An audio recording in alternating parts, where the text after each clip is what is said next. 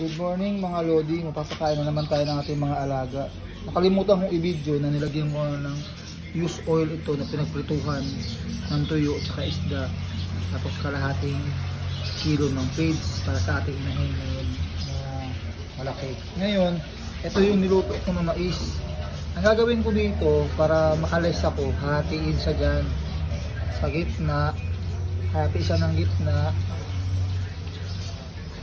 Tigas ha. Tapos hati dito ulit. Bali parang pizza style. Yan. So eto sa isang kainan ngayong umaga, mamayang hapon, bukas ng umaga, bukas ng hapon. Tapos eto naman yung papaya na binigay sa atin. Pampalasa din. Yun lang.